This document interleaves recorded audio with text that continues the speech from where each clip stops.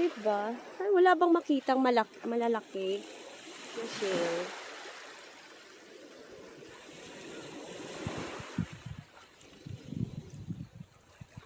Diba guys? Namulot ng shell.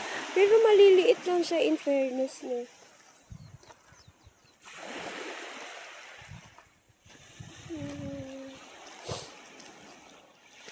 Diba? Kaya kita ang mga bato-bato dito.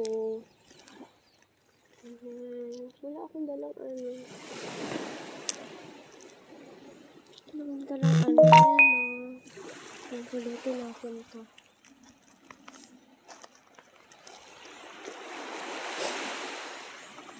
Nakakatuwa lang. Di ba sabi ko sa inyo, may mga shell talaga dito na maliliit. Ayan, oo. Diba? Ayan, Ayan, wow. Pang ano lang ba? Pang display. Pang display lang guys. Ayan o, kakaiba siya. Ay, parang kakaiba siya o. Nakalalim.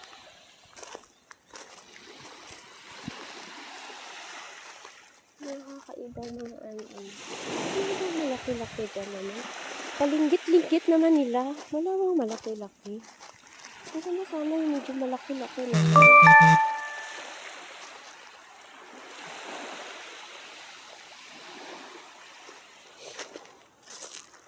Hindi naman siguro bawal mamulot dito. Ano?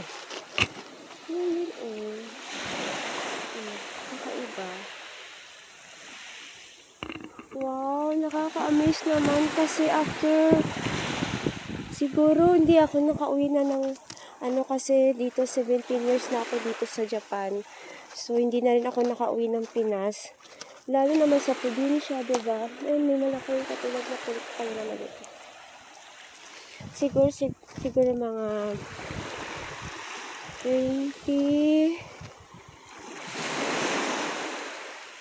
mga 30 years na guys.